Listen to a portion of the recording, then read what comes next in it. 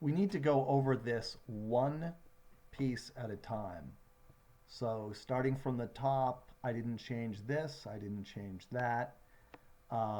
So we're in here. Let's go over this first. This video is going to be about, well, not just that part, these, this, here.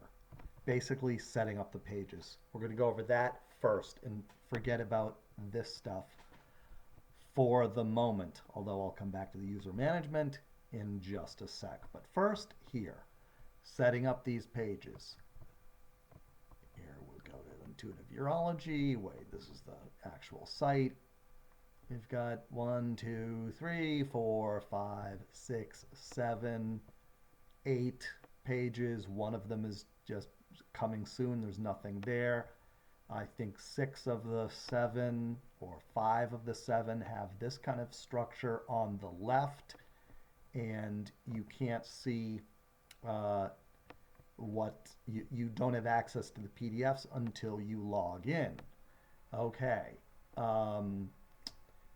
So on this is the WordPress admin panel, and I've clicked on pages and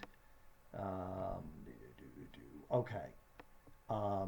The site that I uploaded, the ready-made site, already had some pages set up at the top, and I've gone through changing the names and adding a few things already. It was very easy to what do I call, upload, inload the ready-made site into WordPress was a snap. And then to edit the pages, I just started with quick edit, and then I edited, and we'll just click on edit just to show the deal. This Elementor thing comes with WordPress. There are other options to edit pages, and I think Elementor would work with whatever template you have. So I just changed this here, and I added some things down there. Now, of course, that's not the tricky part. The tricky part is all these menu choices and then hiding the actual PDFs until you're logged in. I get it.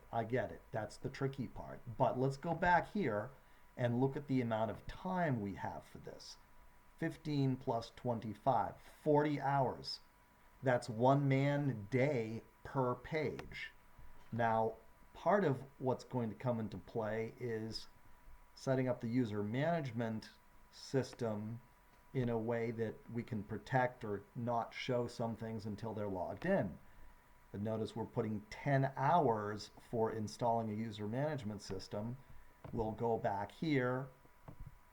Everything that I've installed onto WordPress here so far has been like 5 minutes. So part of that 10 hours is going to be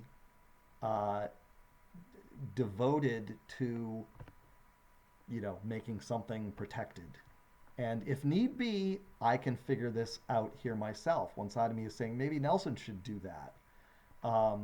Back to here, 1 full man day per page, I think is fine. And I'm going to log in here. It's not there, and it's because I want to just show how many choices there are. Well, I'll just describe it while I'm here. When we do the first page that we're going to do in our new system, we're going to set up a structure. It could be like this. It could be something off on the top. It's going to be a structure that shows a hierarchy like that. The first time we do it is going to be more time consuming than any of the other pages, because we can copy the structure like a list item or ordered list, unordered list. We can copy the structure that we set up in one page to the next page, and then we just have to change the titles and the name of the PDFs that it goes to. Yes, it's a considerable amount of work, but we're devoting one whole man day, 8 hours to every single page. I think that's enough.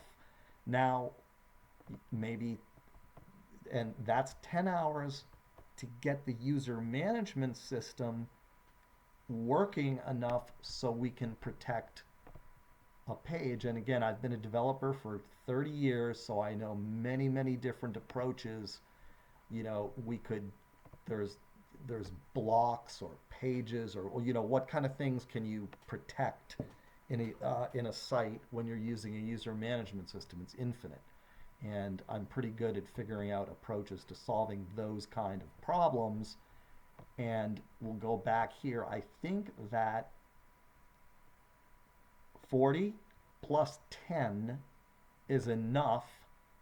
That's 50 hours is enough to duplicate the page structure that we have here. I really, really do.